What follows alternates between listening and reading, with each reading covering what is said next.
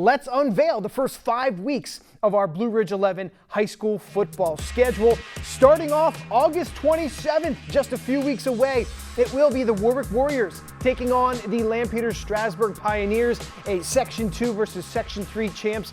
Kicking us off in week 1. It will be fantastic. Next week after that, Manheim Central will host Hempfield.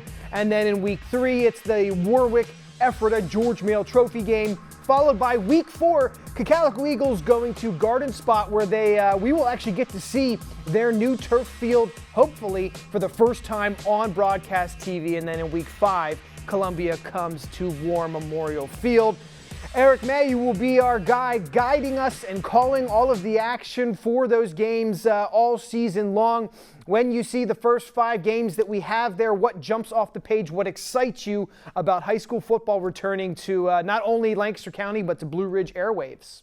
Well, you know, when I first got a copy of that schedule, I looked at it from week 1 to week 10. I'm just excited about these matchups. You know, to start out in week 1 with LS and Warwick, and you know, we had that on the schedule for last year, and looking back at the success that both teams had last year, oh, how I would have loved to see those two teams play.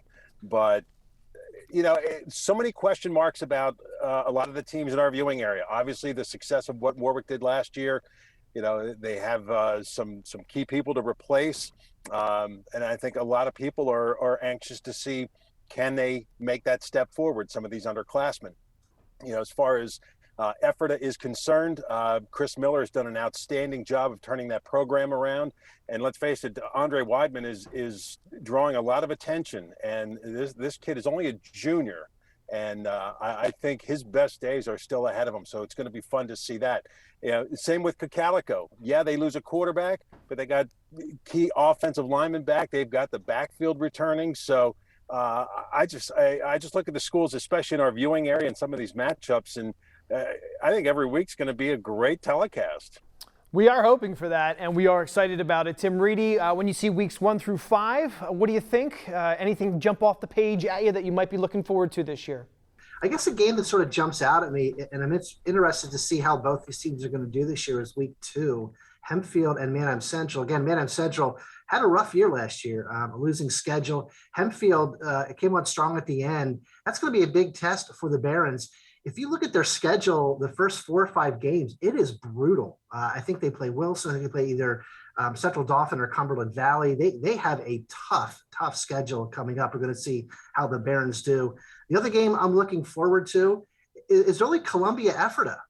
Columbia, a decent team every year, but as Eric said, the Ephrata Mountaineers and Chris Miller just have turned that program around in a very, very short period of time. And there's we talk with a lot of talk in Philadelphia about the Phillies. There's a lot of chatter now going on in Ephrata just about how good the Ephrata Mountaineers are.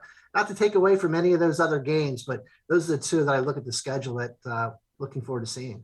Last 3 years, the Ephrata football program has been in the playoff conversation, which has not been said for quite some time. So they have certainly made some good strides. Let's take a look at weeks 6 through 10, because we've got 5 more great games to show you. And there are some good ones that we are always excited to see. In week 6, we'll get Warwick at Manheim Central. A couple of years ago, that was absolutely fire whenever those teams matched up. Then after that, Lancaster Catholic visiting Ephrata. We'll have Manheim Central on the road at Conestoga Valley, maybe in a little bit of a revenge game from last year's outcome. And then in week 9, we get Warwick at Cacalico, followed by week 10, Cacalico at Manheim Central. So maybe they saved the best for last there with Cacalico at Manheim Central. We all know how much we love that rivalry and how much we love to watch it. So Eric, again, 6 through 10 looks locked and loaded.